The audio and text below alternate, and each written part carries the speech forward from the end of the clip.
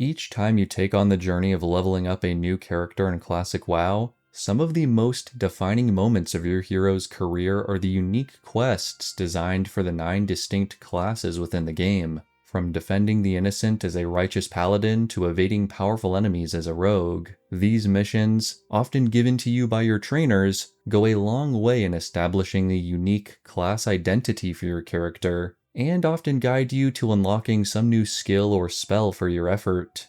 There are dozens of great examples in the game, but what about an example that isn't quite as immersive? One that ends abruptly and accomplishes its goal a little too soon.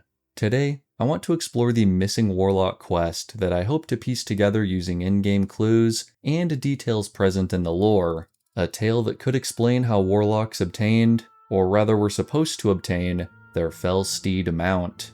As always, thank you for the fun comments and support. A special thank you to my viewer Florian for the inspiration for this video, and with all that being said, let's get right into it.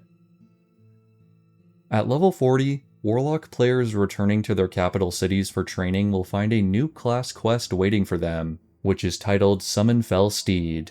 Each class trainer conveys the quest in a somewhat different manner, with some more hesitant than others to lead you to this next level of power, but all of them admit that the powerful Warlock Strawhad Farzin is wanting to see you. You've visited him before at his coastal tower in the town of Ratchet, when learning how to summon a Fellhunter, but now it's time for something with even more utility. You travel to Ratchet and speak with him, and on the way you're probably thinking about what sort of dark task will need to be performed to win this new knowledge. A complex forbidden ritual, or gathering grotesque reagents from innocent people perhaps? To your and probably most players' surprise, when you speak with him though, this is what he says. "I would give you a reward for your patience and hard work, but know this. The ability to summon a felsteed will be much more difficult in the future. You will have to earn it, and it will not be easy. For now, go with the power to summon such a creature, and use it as you see fit." And just like that, you now have the power to summon a felsteed, your first mount as a Warlock player that can transport you across Azeroth with demonic haste. No trial, no summoning ritual, just the spell unlocked immediately. Compared to pretty much every other Warlock quest in the game, including the level 60 Dreadsteed mount that is very difficult to obtain, the Felsteed questline, if you can even call it that, is over pretty much immediately. With that being said, I, along with probably several other players over the game's 20-year history, have suspected there was originally supposed to be more to this tale. While Strawhad's statement of giving you a reward for your hard work now just refers to making the trip down to Ratchet, I think this is a clue there were supposed to be a few more steps before you were going to make it to this reward step. So, where was this quest line going to lead? Well, thinking about the appropriate level range for this quest, and the demonic themes that would be necessary for the setting, one zone comes to mind. The Grey Desert of Desolace, where Burning Blade summoners and demons of the Burning Legion have both carved out sanctuaries in this rugged land. Within this zone, there's an area that fits perfectly for this potential quest line, Shadowbreak Ravine, located in the southeast corner of Desolace, an enclave of the Burning Blade where braziers burn an unnatural violet and the sky is blanketed in a purple haze. Warlocks and their minions dwell here, but what is especially telling is how there are no quests that take place up here. Lots of mobs, a detailed environment where the cultists hang out, a dark shrine up on the hill, but no actual reason to come here. It feels like a finished area with an unfinished purpose, which is exactly what we're looking for this Felsteed mystery quest. The stables here are even more of a smoking gun. Very few enemy areas incorporate stables into their design, which is unusual, and inside, we find exactly what we're looking for. Burning Blade nightmares. Felsteeds waiting in the stalls, likely under the command of their dark masters. In a few of the other stalls, we can also find a number of captured stallions, and maybe you can see how these pieces fit together.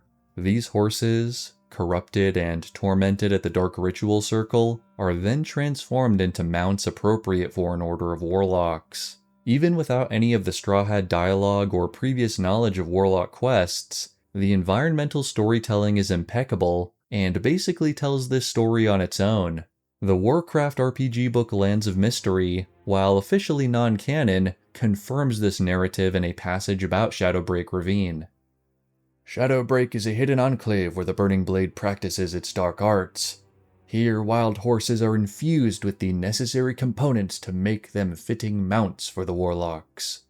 The pieces are all there, and I think the conclusion is obvious. This is where Strawhad would have sent you to tame a felsteed, or maybe create your own by sacrificing one of the stallions by leading it up to the ritual circle. I can think of no other area more ideal for this class quest. An evil stronghold that you as a Warlock player might invade and appropriate for your own dark schemes. There's also a rather poetic connection here to the Dreadsteed storyline. Here, you'd be stealing or taming a felsteed at an area controlled by demonic forces, and at level 60 you take it one step further by stealing an even faster mount by pulling it through a portal from the planet Zoroth, which is overseen by a powerful demon.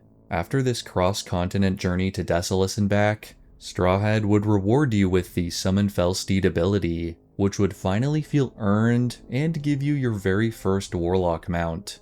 As I said, nearly all the elements are already there, and I'd love to see this questline expanded and finished someday in the future. Class quests are one of the main things that diversify your experience in-game when it comes to story and lore, and while this adventure might have ended up as more of a side note than a substantial chapter on your character's journey, there are still many other immersive examples that did make it into the game, and I always like examining these lost or forgotten bits of content. Maybe someday I'll have to make a video talking about a certain shaman totem that is also given out a little too quickly, but that's a story for another time.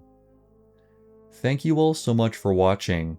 I hope you learned something new today, and as a Warlock player myself, this anomaly was particularly interesting to research. Would you have enjoyed heading to Desolace to track down a felsteed of your own, or would you prefer being given the mount for free? Let me know down in the comments. But I think it's hard to say no to content that fleshes out the world and gives us more unique experiences to appreciate. A special thank you to my channel members who provide bonus support for these videos, and until next time, may the Force be with you.